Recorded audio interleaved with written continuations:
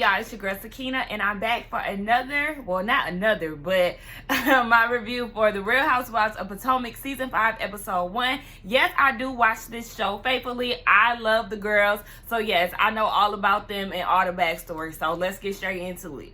So the episode opens real dramatic like, and basically, you know, they're showing us a preview of what's to come seven weeks after they started filming. And of course, we all know that it's the fight with Candice and Monique. So I'm super excited to see what the hell is going on. I seen on Twitter a little live action from somebody who was actually there of them fighting. It looked like it went the fuck down, okay? But yes, so then they go back to, you know, present day or whatever the hell. They start off with Monique, and she's at the house. You know, she has her cute baby. He is so cute. His name is Chase. He looks just like Chris and Monique. He really has like Chris's face structure and Monique's eyes.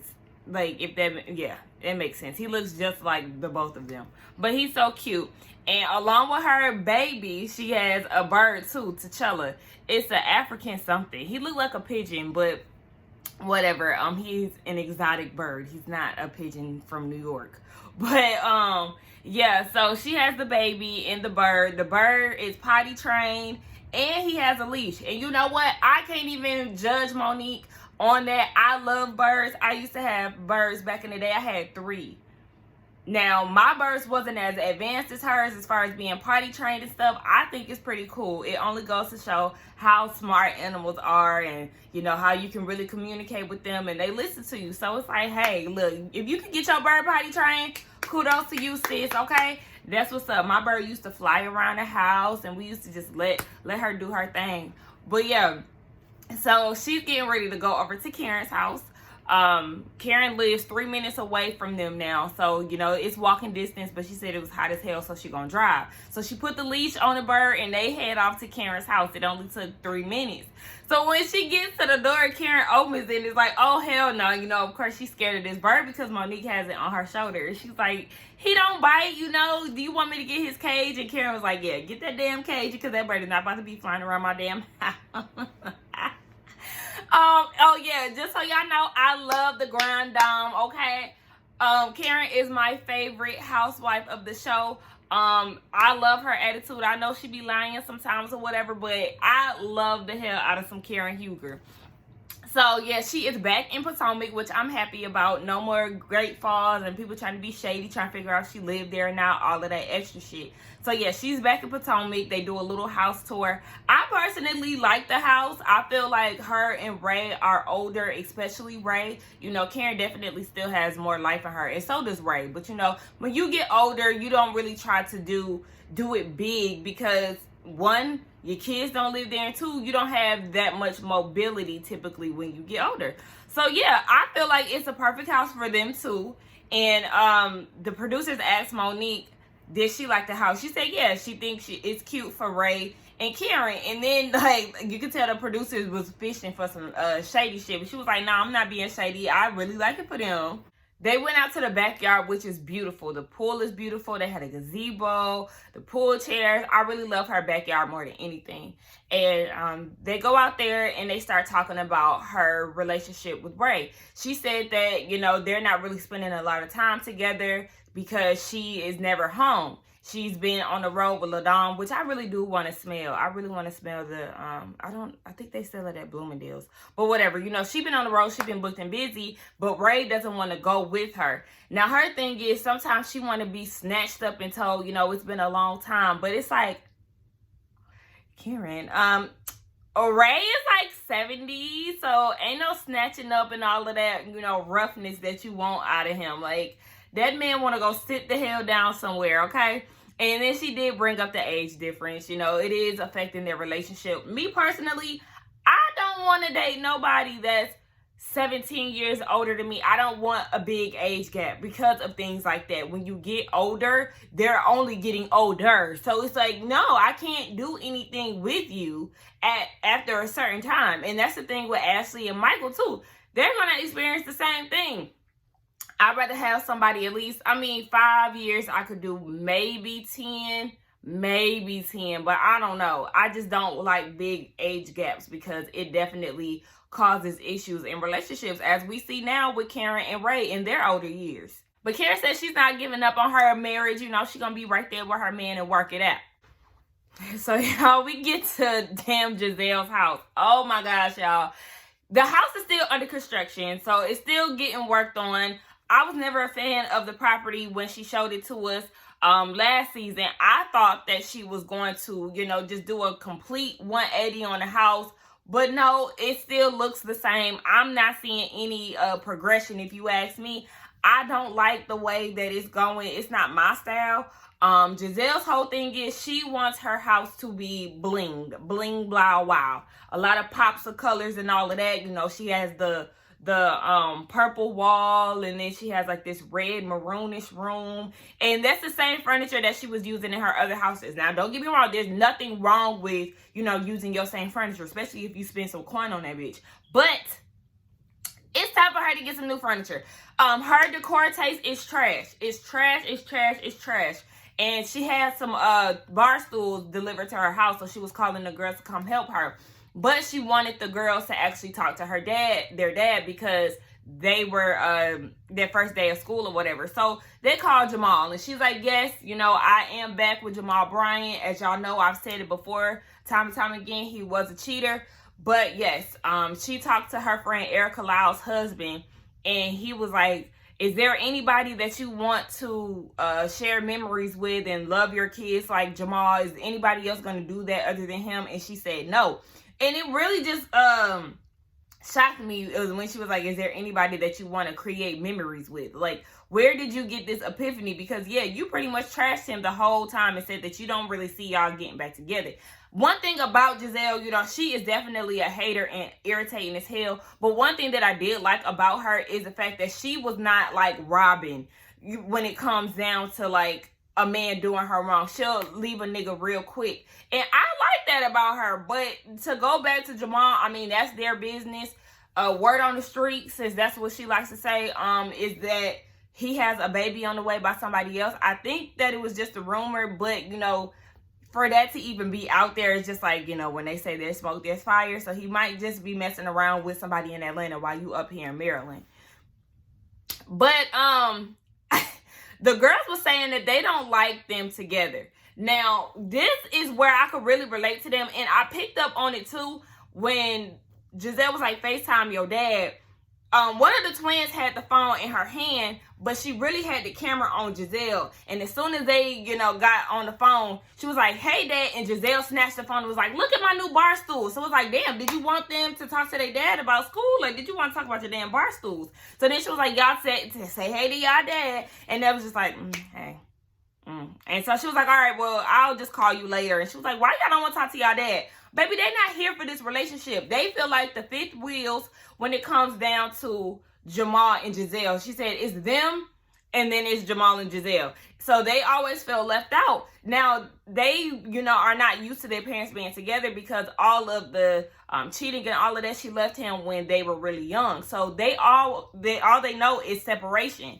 So them being together, they're not here for it. And I can understand that. You know, I was never really here for my parents. My parents were together until I was like in the 5th grade. Then they broke up. And it's just like, I'm so used to that. It's like, whatever. I don't want to see my parents get back together. Like, yeah, they're in a good space, but I'd rather them be happy separately.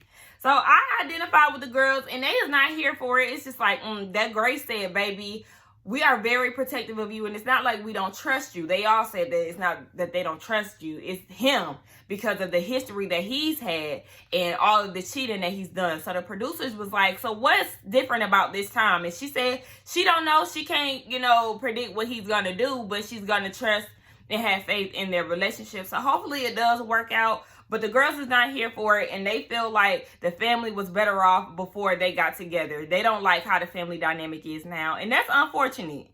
So we get Candice and Chris. They down at this restaurant because they are planning an event for their anniversary, their 1-year anniversary. So they go up to the place, and the lady was like, okay, so what's your budget? Baby, Candice said her budget was $5,000. And the lady said, okay, well, our open bar is $22,000. So, $22,000, honey, not or was it 20,000 or 22? I think it was 22. Yes. So it's just like, sis. Now Dorothy is not helping them anymore. They're not getting any type of money for her from this event. So they trying to keep the cost real short. And we just gonna pray on that, sis, because we know you do like to go big in your events, especially when it's on somebody else's coin. So we gonna see. She said that the lady was gonna cut them a deal, but I'm like, okay, what kind of deal? Because your budget and this damn bar alone don't even cut close to each other. So it's like, all right, maybe Bravo gonna pay for this shit. But we find out later, you know, that she does end up going with that same venue. I thought they was gonna try to look somewhere else. So I guess we can get Robyn out the way. FYI, Robyn is probably my least favorite housewife. It is real close between her and Gizelle because they just do too much together. Gizelle really does the most individually. I personally feel like Robyn could be likable without Gizelle's influence, and I feel like she could be likable if she just shut the fuck up about Juan. Y'all, this is what really, like, I don't know, her relationship with Juan triggers me. It's something about how she went about everything throughout the seasons. It's like, oh, you were so weak for this man, and you was just really gonna sit there and wait on him to decide to marry you. Now, of course, we already know that, yes, she does get proposed to at some point of this season. It's just like, girl, you finally got what you wanted. But I never really see it for them. It just never, I guess because Juan just doesn't, he doesn't give me, like, he really, not saying that he don't love her, but it's just something about that relationship that I don't like. And I don't like how weak Robyn was for him, and then trying to make dumbass excuses and justify everything that went down with them. But anyway, they're at the house with the kids. The kids feel like they need a bigger house. Juan agrees. They all agree. They want something bigger. Okay. It's good to know that they are growing and able to, you know, even entertain the thought of getting a bigger house, because, you know, they did start from the bottom. Essentially, they had to start all over again. So I applaud them for, you know, being able to do more. So we already know they're probably going to be looking for a new house somewhere down the line. But Robyn's whole thing is, when you gonna marry me? Because I'm not getting a house with you only for you to get the house and be like, okay, yeah, I'm gonna marry you. No, you need to marry me first, and then we can get the house. And I agree with her with that. They also, the producers asked when they was gonna get married too. Of course, she don't fucking know, because it's always in Juan's ball court. He always be like, oh yeah, Juan wants to get back together, but I'm the one who doesn't want to. Girl, save all that shit. We know you the one who want to get back together, and Juan wasn't paying attention to your ass. But, you know, he says that he wants to make it work, and, you know, they are going to get married. She cried and all of that shit. So Candice is taste testing for her event, and she wants to get some pastries or whatever. So she invited the dessert queen herself, Gizelle, and they meet up. Gizelle pull up in a PT. Ooh, baby, not wait, not the PT Cruiser. What is that shit? Is it a Fiat? I think it's a Fiat. So yeah, she pull up in one of them little ones. Damn, yeah, I think it's a Fiat, y'all. Don't cover me. And it's real Gucci down, you know, black, red, and green. Excuse me. So Candice is like, who the hell? Whose car is this? It's Jamal's car, because Gizelle's car had broke down earlier that day. Jamal had been keeping that car there, so she's riding around in it. Okay. She wants to invite Pastor Brian and Gizelle to her, and not engagement. Why I can't get my words together, y'all? Her anniversary party. Now Gizelle was like, you do realize he lives in Atlanta? Okay, yeah, duh. And you also live up here. Obviously, y'all have a long distance relationship, and he got the coins to go back and forth, right? Okay, the fact that she said that, it was just like pointless to me. So then we get a little part where the girls start to put their 2 cents in about Gizelle and Jamal's relationship. Now Candice said she wouldn't have took him back. Me either. Robyn said she was shocked as hell, and Monique said that she was probably trying to get some coins from the church. I said, ooh, Monique, okay, but look, it probably so. So then, I was real distracted because Gizelle had her hat was killing me. It was like a damn tiara glued on a hat, like one of her daughters did it for her. It was real ugly, like ugly as hell, just as ugly as the damn house decor. Gizelle can't dress sometimes. Her and Robyn, they're like the worst dressed of the show to me. Like, y'all, I don't know what the hell y'all be wearing, Jesus. But yeah, so they taste testing and all of that. So then Gizelle was like, who's invited? Everybody is invited except for Ashley. She does not want Ashley in attendance because, of course, they have a beef.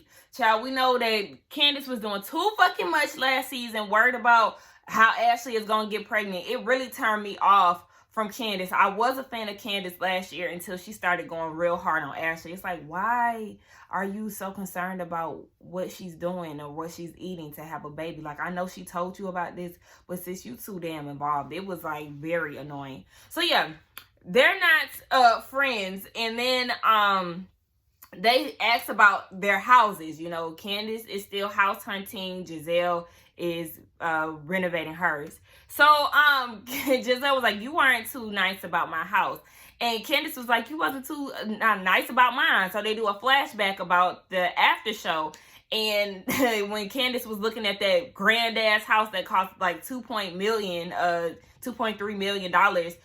Gizelle was like, well, you know, I seen Dorothy on the street and she said that Candice was asking for help for that. So her and Robyn laughed it off, and Candice took big offense to it. She was big mad about that shit. And then she gets on Twitter and goes on about Gizelle's house, saying that it was tore down.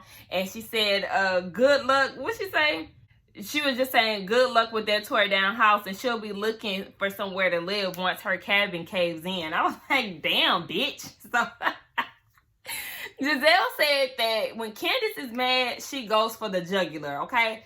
By the way, I'll live my whole life thinking that the jugular was the stomach, the gut. It wasn't until about like 2, maybe 3 years ago I learned that the jugular was the throat. Don't come for me, okay? But whatever, yeah, she comes for your throat whenever she feels offended or she's mad. And Gizelle's thing is, you never get an apology for it. I do feel like Gizelle actually deserves an apology for this, because her laughing off of something that your mom said was, it did not need the whole tweet about her house. Like, at least she could afford to get a house. Let's be real.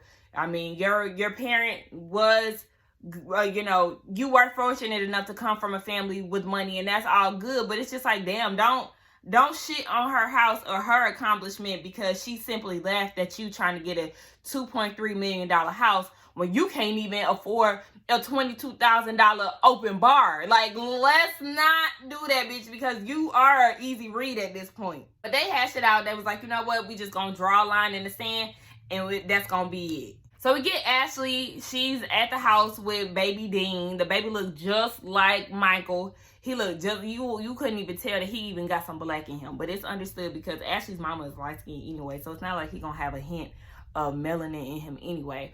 But yeah, so they're at the house, and Ashley is talking about how she's one of those paranoid parents, honey. She don't want her son to go outside. She don't want him to consume anything. She don't watch the news. She concerned about his stroller, you know, all of this shit. And they end up going out for a walk, and Michael was just like, yeah, you know, this definitely happens, you know, being sarcastic as hell because she's overdoing it. It's just like, girl, look, we already know ain't nobody gonna be able to watch baby Dean. She gonna be in the house locked up forever. So speaking about her, Monique comes over to her house, and you know, they bond over holistic baby caretaking. I would actually go this route too, because I'm all about natural stuff. I don't really like to do too much big pharma shit. I'm all about the natural way of doing stuff, so I could agree with them on that. So you know, they grew fonder of each other over time, and you know, we did all find it kind of weird how hard Monique was going to be friends with Ashley last year. It seems that they are still developing a friendship. I mean, they was cool before, up until Ashley was trying to act like Monique was a damn drunk. So baby Chase is like 9 months, I think, and Monique got him potty trained as well. Okay, Monique is a potty trained queen. Okay, don't get it confused. So Ashley was like, you know, I am scared to go outside, and Monique was like, you know, you do have a lot to be shielded from because you're stressed. And Candice was definitely one of Ashley's stress factors and the reason why there was a lot of stuff going down last year. So she was like, you know, Candice was stalking or harassing me up until my damn labor. She said when I went in labor, Candice made these bold ass tweets and they showed it. Candice was going in. And it's just like, damn, girl, Candice, you don't have a filter. Like, you don't know how to not be so damn angry when it comes down to stuff. She takes things too far. That's her problem.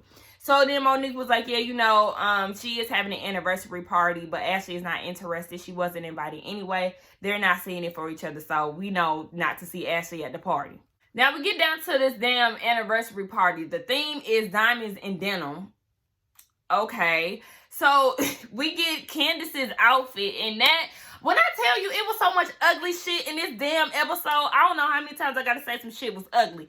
Candice's outfit was terrible. The motherfucking jean, thigh-high boots, and then they was cut at the damn knee. That shit was some damn hillbilly. I don't know. I hated the entire look. Girl, what the fuck are you doing? For me, I feel like what she should have did to stand out was her having like a cute denim outfit and maybe like some sparkly shoes.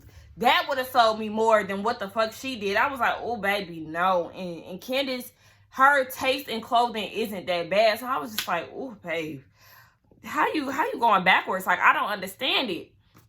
Then you looking at everybody, I'm just like, okay, this theme is not really theming. Like, you know, everybody isn't following instructions, and it's just because I don't think strict instructions for dress code was given out. But whatever, child. So Candice was talking about the relationship with her and Dorothy. She was in attendance. She said that they're trying to figure it out, trying to make it work. And then they introduced a new girl, Wendy. So Wendy is a doctor, as we already know. In her tagline, she says it. And then Karen said that she is familiar with Wendy. They did some things together in the past, and then Karen was like, I'm unimpressed. And I was like, damn, like it was just abrupt as hell. I was not expecting that shit. I bust out laughing twice. Like I had to rewind the shit like, hold on, wait, what? So we know it's a little backstory between Karen and Wendy. You know, Wendy was real pleasant. They was both pleasant with each other, but Karen was like, I'm not here for this girl.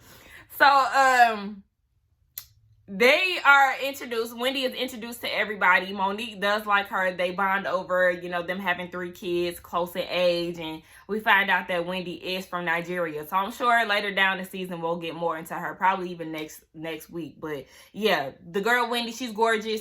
I want to get to know more about her. I'm here for them having more people added to the cast. Now, what happened? Yeah, Gizelle shows up. Now, when Gizelle shows up, she's actually cute. I like Gizelle's outfit. I feel like maybe that's what Candice should have wore. I mean, she didn't have no denim on, but the outfit was cute.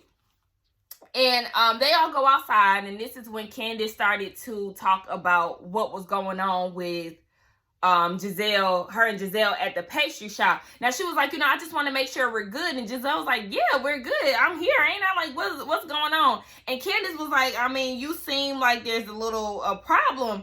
And it's like, girl, you're creating problems where there's not one. So Gizelle was like, all right, I mean, you want to talk about it, let's talk about it. But we can only talk about it if you shut the hell up, because she was talking too much. It's just like, damn, bitch, you want to make her mad or something. It was weird because it just came out of left field. Gizelle is like, you know, I really feel like you owe me an apology. And you also owe Ashley apology, because you know you was just doing too much. Your Twitter fingers be going in like the damn Tasmanian devil. By then Monique and Wendy had, you know, broke up the whole conversation, so we didn't really get to see what Candice's thoughts was on the apology. And they started talking about Jamal. Now, Wendy has worked with Jamal, so she is familiar with him. You know, they do a lot of civil rights and, you know, marching together and all of that. So, yeah, they're activists together. And Gizelle was like, okay, you know, I appreciate her not doing the most, you know, how she was with Sheldon and all that other shit. Or Sherman, I said Sheldon. Sherman, and how offensive and defensive she is and all of this shit. Then Monique added her 2 cents on how she just found it odd that Gizelle backtracked with Jamal, because, you know, she's seen personal growth. Again, I've seen a little growth in Gizelle, because she didn't come off shady or nothing like that. She took what Monique said, and, you know, it was just that. I said, okay, Gizelle, we gonna see how she act for the rest of the season. Well, I know she is gonna get on my nerves when they come down to Candice and Monique fighting, but I am impressed that she ain't doing no shady, messy, rude shit. But, you know, like I said, it is only episode 1, so we're gonna stay tuned for that. Now, Robyn comes in late. We all know that Robyn is late as fuck as always. But I'm going to give her kudos because she actually came in cute as hell. I don't know if she... Oh, yeah, she said her shoes were denim. I wasn't a fan of the shoes. But, you know, from the ankles up, she actually looked cute as hell. And when she walked in, she seen Charisse was there. Now, she was surprised to see Charisse because she didn't know that her and Candice was friends. She wasn't even at Candice's wedding. So she was like, oh, okay, you know, well, it was good to see her and all of that. Now, come to find out, Monique and Charisse aren't friends anymore because Charisse had basically stabbed her in the back and was spreading rumors about her family. And Monique didn't even have time to further explain because she said, I'm not even addressing that. And that's the way you do it, bitch. You know, I don't like Charisse any damn way. She always trying to put on airs like she better than somebody. Get on my fucking nerves. But yeah, Candice started doing a damn speech about, you know, being around loved ones. And, you know, her two favorite people are in the building. Karen and her mama, and she wanted them to give some nuggets of marital wisdom. Why the fuck did Robyn think that she was gonna be able to give some words of wisdom with marriage? First of all, you're not married. Second of all, don't nobody want to hear nothing about you and Juan's history, because at the end of the day, you gonna come out sounding dumb as hell. Nobody gives a fuck. Y'all don't have it all together. And I mean, don't get me wrong, you know, marriage is trials and tribulations. But it's just like, no fucking ma'am, shut up. And Gizelle was like, I mean, she could have asked me too. I had 8 years. But it's like, y'all, Robyn tried it, girl. Don't nobody give a fuck. So Karen gets up there first and she starts talking about her and Ray's marriage. It wasn't nothing about no damn encouragement. It was really just saying how they got problems right now and all of this. She was going on and on and on. They kept talking about Ray. And Juan was like, damn, this is a lot about Raymond. I said, not Raymond. But, yeah, Karen said that she's dusting off her institution of marriage. So then Miss Dorothy get on. And it was just like, you know, Miss Dorothy get on my damn nerves. But they actually live down here. Candice's sister went to high school with me. So, yeah, they live in my area. I don't know if they moved or what, but they live in my area down here. But, yeah, she gonna say that she's happy that Candice and Chris is able to make love. Ew, like, what? I would be so pissed off if my mom said some shit like that. I'd be so embarrassed. Like, my mom knows, do not talk to me about no sexual shit. That shit is so uncomfortable. If Gizelle thought that Miss Dorothy was drunk, she had to be for you to say some shit like that. People was in the background laughing and shit. The shit was funny. But, you know, Candice is crying and, you know, she was just saying thank you for everybody coming out. You know, it's a celebration of love and all of that stuff. So then Bravo goes and does this shady ass edit, which had me rolling. It was, Candice was, you know, closing up her speech and shit. And then they got Monique over at the side, you know, like in slow motion. They done grade the scene now. You know, they done turned on this music and they doing flashbacks and echoes of all the screaming and stuff that's going down when her and Monique get the fighting. And it was so funny to me, like, y'all crazy as hell. Bravo and they edits. I love their edits for real because it be making the show even funnier. But yes, that was the end of the episode. Now, was it me or something is off with Candice's face? It looks fuller. I don't know if she gained weight or if she's getting filler in her face. I don't know what it is, but something about her face looks off. And you know, nowadays, black people love fucking with their face. I don't know when we started doing that shit, but whatever. Yeah, so that was my thoughts on the episode, y'all. I think it was okay for an opener. Hopefully the season gives us more, but don't forget to like, comment, and subscribe to my channel, and I will see y'all in the next one. Bye.